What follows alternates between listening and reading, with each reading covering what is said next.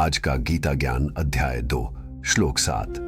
कार्पण्य दोषोपहत स्वभाव पृच्छामि त्वाम धर्म सम्मूढ़चेता यच्छ्रेय स्यान्निश्चितम ब्रूहि तन्मय शिष्यस्ते हम शाधिमाम त्वाम प्रपन्नम। अर्जुन बोले, हे कृष्ण, मैं अपनी कायरता और कमजोरी से प्रभावित होकर स्वभाव खो चुका हूं और कर्तव्य के बारे में संशय में पड़ गया हूं। आप मेरे लिए जो श्रेष्ठ है वह स्पष्ट रूप से कहिए। मैं आपका शिष्य हूं और आपकी शरण में आया हूं, मुझे शिक्षा दीजिए। इस श्लोक में अर्जुन का भ्रम चरम पर पहुंच जाता है और अंततः वह अपनी अहंकार की भावनाओं को छोड़कर श्री कृष्ण की शरण में जाता है। यही हर इंसान के जीवन की सच्चाई भी है। हम भी कई बार भ्रम, तनाव और फैसले की उलझनों में पड़ जाते हैं।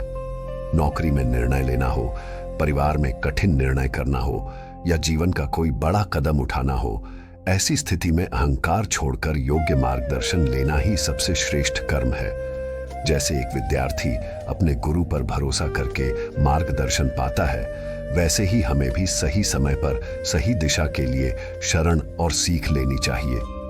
कर्मयोग हमें यह सिखाता है कि जब विवेक भ्रमित हो जाए तब हमें श्रेष्ठ मार्गदर्शन के अनुसार कर्म करना चाहिए।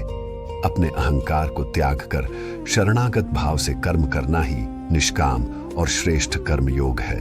दोस्तों, जब भी जीवन में गहरी दुविधा हो तो अकेले लड़ने की जगह श्रेष्ठ मार्गदर्शन और गुरु की शरण लेना ही प्रगति का पथ है। आज का जीवन मंत्र: अहंकार छोड़कर शरणागति में ही सच्चा मार्गदर्शन मिलता है।